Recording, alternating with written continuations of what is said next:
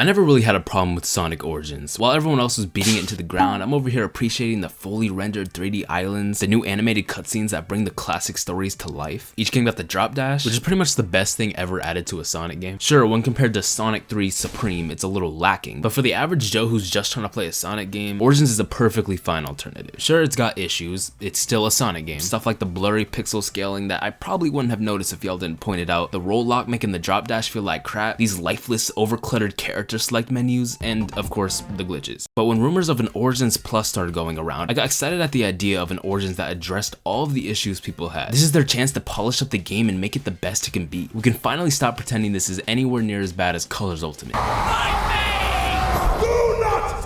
So now that Plus is out, a year later, tell me why the free Sonic Frontiers updates improved more than this $10 DLC. I can't make this up. Mania Plus had more content for half the price. Yeah, this is a scam. To be fair, I was never interested in the Game Gear games. You can't tell me you were jumping with joy when these were revealed. Be for real, these look like something I'd pay a nickel for each. Nah, scratch that. They'd have to pay me to play this. It would have been cool if they included everything pre-adventure. You could have had Knuckles Chaotix in there, 3D Blast, Spinball, Sonic R, Sonic the Fighters. You could have made Origins the ultimate classic Sonic collection. But no, we get 12 Game Boy ROMs with audio from the depths of hell.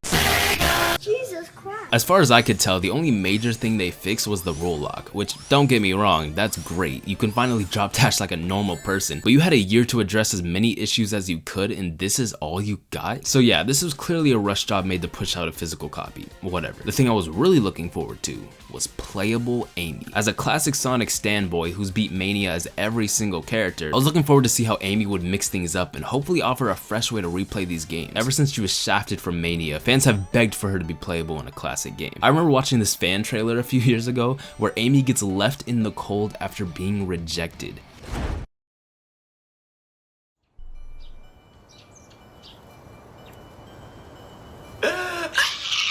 Let's just say I was right there with them. Classic Amy deserves her chance in the spotlight. Up to this point, every classic character has had something that changes how they move. Sonic is kind of the base for everyone else to follow, but in Sonic Mania, they gave him the drop dash, which makes him the best at maintaining his speed by far. Tails can fly, able to reach higher places without issue. Knuckles can't jump to save his life, but he can climb and glide. Mighty can hammer drop, and Ray can use his momentum to glide. Not all of them are winners. Actually, no, most of them are winners. Knuckles just sucks. Amy hasn't been playable in a lot of games. Only the Advanced series, Adventure 1, Heroes, and 06. Heroes doesn't really count, everyone plays the exact same, and 06 is 06, so we'll ignore those two. But in Advance and Adventure, Amy had two things that defined how she played: her hammer and her bounce. In both games, instead of a spin dash, she'd use her hammer to bounce off the ground and into the air. It felt great and helped set her apart from the other characters. When translating Amy's movesets into classic Sonic gameplay, it's a no-brainer to incorporate these elements into her movement. You don't have to copy and paste what was done before, but it'd be a missed opportunity not to somehow fit these in. So let's see what they cooked up. First off, she can spin dash now. Just like that, huh? I don't really have a problem with it. I just thought it was a cool imitation to build a moveset out of. But I get it. These levels weren't designed to be played without rolling. I mean, you could have pulled a Blaze and have her effectively spin dash just without the usual animations. It's whatever. I have no problem with giving her the spin dash. It's not like it's the first time it's ever happened. It's her new moves that I have a problem with. After jumping, Amy can spin her hammer mid-air, which gives her a bigger attack hitbox. If you hold the button while landing, she'll spam her hammer for a second or two. It's kind of like a drop dash, but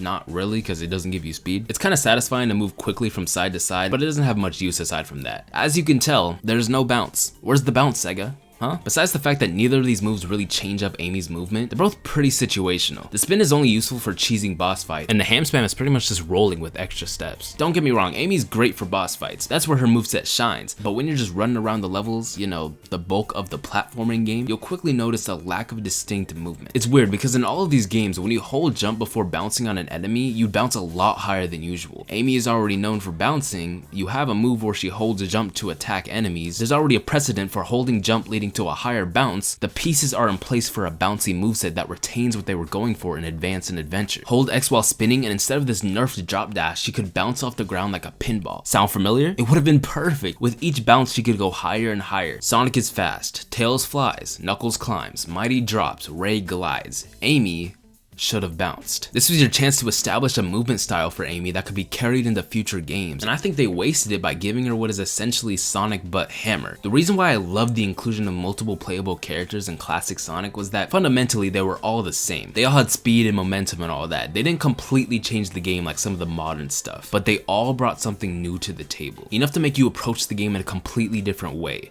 While Sonic was all about speed, Tails and Knuckles are more about exploration. Sonic is about keeping your momentum on the ground, Ray is about maintaining that momentum in the air. Amy doesn't have anything like that, so it ends up feeling like more of the same. At least Superstars gives her a double jump, something to change the way she moves, but Origins Amy gets nothing. Besides, why wouldn't you want to keep it consistent between two games releasing within half a year of each other? I think I figured it out. I get it now. The problem with Origins isn't that it's a bad collection, it's that when given the task to remake and port the games that made Sonic a gaming icon, it should have been easy to make a great collection. This shouldn't have been a controversial release. For every neat inclusion, there's a weird quirk that brings the game down. It's not bad, but it's not great, and it easily could have been if Sega stopped worrying about shoving worthless DLC down our throats and instead on making Origins the best it can possibly be. And I think Amy is pretty emblematic of this package as a whole. She's not bad, but they could have done a lot more with her, especially with the time they had. This is probably the safest route they could have gone, and that's pretty disappointing.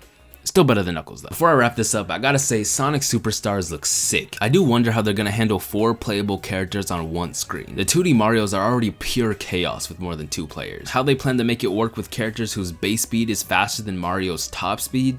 I don't know. As long as they don't slow us down or design everything for babies, we'll be golden. Everything else looks great. They got the Mania physics, a fun new art style. They got T. Lopes on the soundtrack. They got fully original levels for the first time in a decade. Thank God. That's actually really sad. I have a good feeling about this. It's dope that they got both classic and modern games releasing alongside each other. You got the relatively safe, fun games, and you got the more edgy, experimental, modern stuff. And as a fan of both, I mean, well. Anyways, thanks for listening to me ramble about the intricacies of gameplay styles in a game made for 10-year-olds. Feel free to let me know what you thought of Amy's moveset. Did you like what they came up with? How would you have done things differently? Let me know. Alright, that's all for now.